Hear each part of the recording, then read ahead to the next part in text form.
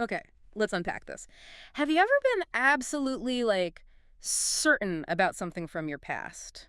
A specific detail, maybe? Oh, definitely. And then you find out reality is, well, completely different. Yeah, like that classic example, you swear Pikachu had a black stripe on its tail. Exactly. Or maybe you remember Earth always being shown in the, bottom right of those old solar system diagrams. Uh-huh. That feeling that, no, it was definitely like this feeling. Right. Even when the facts just don't line up, people call it the Mandela Effect, and it's more than just your mind playing tricks. It hints at something deeper. Totally.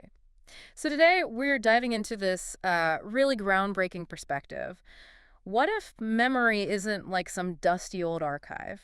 What if it's something dynamic, something actively recreated moment by moment based on where you are now, your present state? And what's really fascinating here, this isn't just, philosophy talk. Right. The sources we're looking at today, they challenge conventional neuroscience. They introduce a concept that basically reframes how we think about reality itself. So what's the mission for this deep dive then? Our mission is to explore this idea Yeah. that your memory isn't some fixed thing from back then.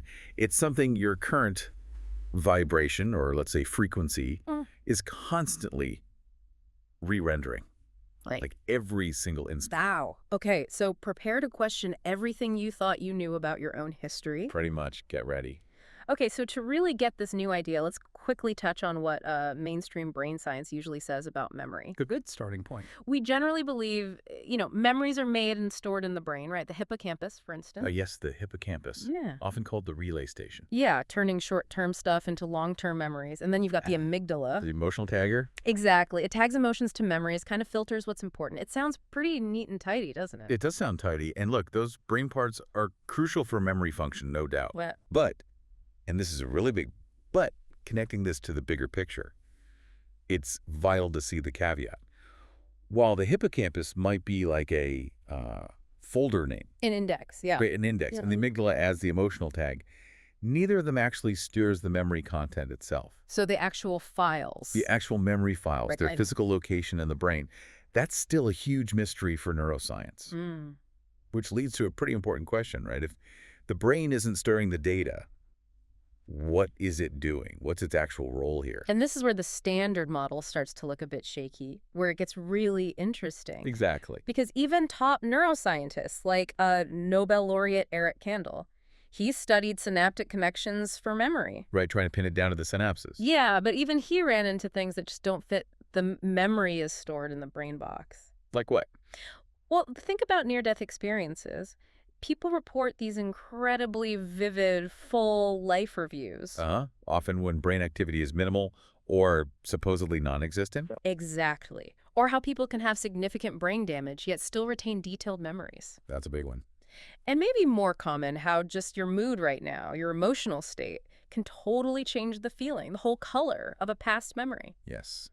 The way you recall it changes completely. If memory was just a fixed recording in the brain, none of that makes any real sense. It really doesn't. And these kinds of unexplained things are exactly why our sources propose this. Yeah. Well, radical ZPF-centric hypothesis. ZPF, 0-point field. 0-point field, yes. Yeah.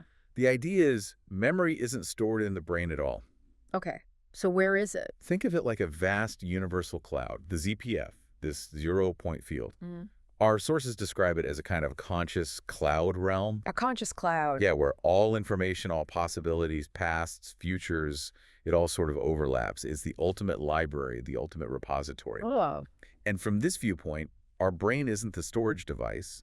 It's more like a sophisticated transceiver, an access tool. Okay, so the hippocampus. The hippocampus helps us search for the folder location, find the right access point in this field. And the amygdala Applies those emotional tags as filters.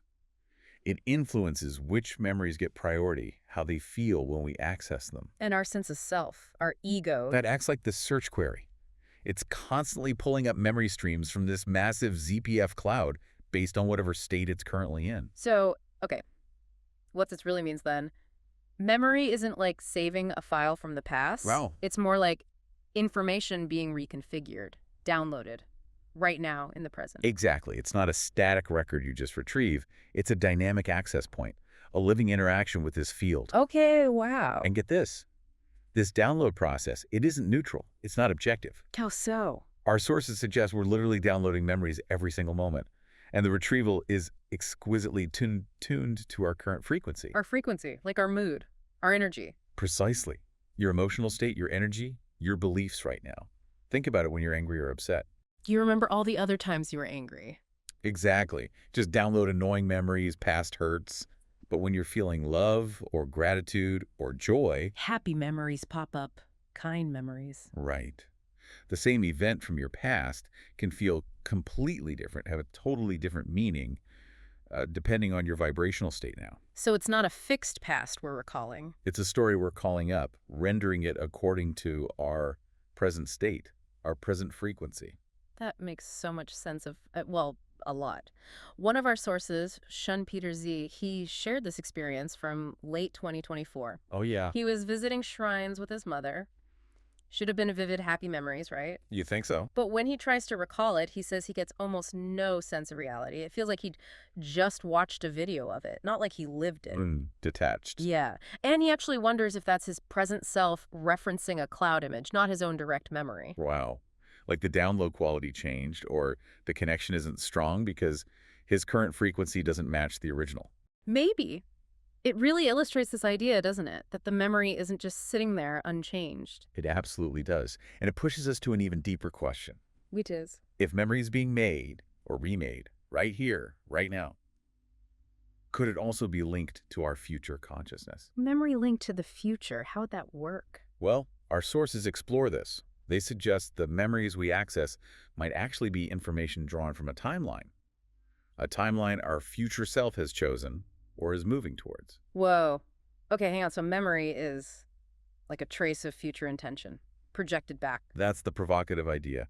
Memory as a reflection of future probabilities, maybe. Every time we remember the past, we might actually be, in a way, repainting it from a future perspective. Aligning it with where we're headed. Potentially, yes. Aligning it with our intended future. Okay, my mind is officially blown. But this Yeah. actually gives the Mandela Effect a whole new layer, doesn't it? It really does. It stops being just about individual memory mistakes. Right. It could be. Reality itself updating on a bigger scale. That's what our sources propose. And as reality updates, maybe memory itself is being reselected from this shared field. So we're not just misremembering. We might be downloading memories from a different timeline. It's a possibility within this framework. A timeline that maybe our collective consciousness or even our individual path is now tuning into. Which could explain why siblings remember the exact same event completely differently. Exactly. Or why we just can't seem to agree on shared past experiences sometimes. We might literally be accessing slightly different versions from the ZPF. Different downloads. Different downloads based on different present states or even timeline alignments. Okay. So if our memories are that fluid, constantly being re-rendered, what does that do to our sense of self, our identity? That's the million-dollar question, isn't it? Because we instinctively think memory equals self. Yeah, I am who I am because of what happened to me. Right. Our whole story, I'm this kind of person, it feels like it's built on the solid foundation of past memories. The hurt, being embarrassed, succeeding, failing. All those key moments.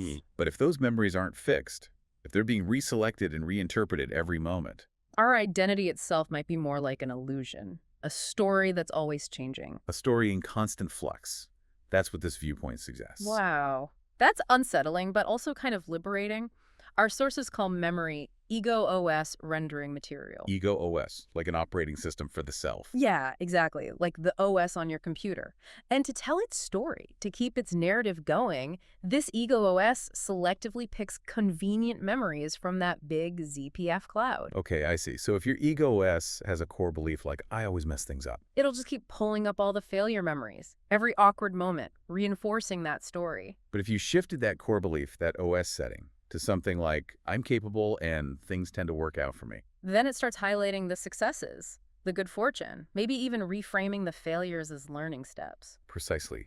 The same objective past events can build entirely different life stories, just depending on which memory pack your current ego OS chooses to run. It's like active self-narration. It is. And this perspective, it makes that old trope in movies, amnesia leading to a totally different personality. Suddenly seem plausible. Incredibly plausible, yes. From this ZPF view, if the main memory clusters defining someone's ego OS get completely swapped out or changed in the ZPF. A different ego OS just activates. Effectively, yes. Yeah. Which can cause a huge shift in personality. New thoughts, new feelings, new behaviors. But here's the really empowering part you mentioned. Right. The kicker. Our sources argue this isn't just about accidents or brain trauma. It can happen consciously. It can happen consciously. Yeah. By deliberately changing how you choose and interpret memories, by shifting your present frequency, you can start activating a different self right now. Okay, this leads us to the really crucial point, Ray, the most empowering takeaway from all this. Absolutely. How do we actually use this? If memory isn't fixed truth, but this changeable material, Then we have profound free will. Real choice. we can choose which files to download, which versions of our past to access from the ZPF. That's the implication. It's not about denying what happened, but about consciously reinterpreting it. So those difficult memories, the painful stuff, You can choose to see them differently in the present. See them as gifts, maybe, lessons, things that pushed you to grow, events that, weirdly, set you up perfectly for where you are now.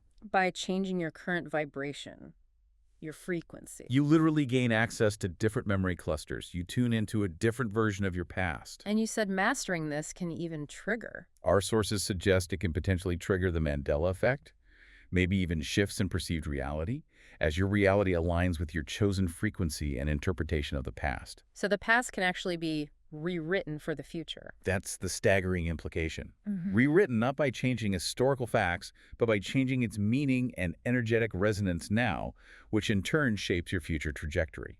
This, our sources say, is the true power of ZPF's free will. The ultimate conscious creation tool. Exactly. So for everyone listening, what does this really mean for you if your past isn't this fixed thing?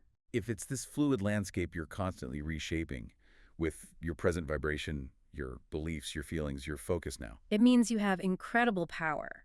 It means the past no longer exists in that heavy, unchangeable way we thought. Right. It's more like a byproduct of the choices you're making right here, right now, about who you choose to be. It's an invitation to let go of old stories that don't serve you anymore. It really is. Which leaves us with a final thought for you to chew on. Okay. Knowing that your memories are constantly being re-rendered by your present state, by your current frequency. What kind of memories are you intending to create or maybe recreate for your future self, starting now? How will you interact with your past, knowing it's not set in stone, but it's this resource for what you intend now? The power to redefine your history and therefore your identity. Yeah. It's right here, in this moment. Wow. Thank you for joining us on this deep dive into the really elusive but incredibly empowering nature of memory. It's been fascinating. We really hope this gives you a new lens, a new way to look at your own history, your identity, and just your potential. Until next time, keep exploring those fascinating echoes of consciousness.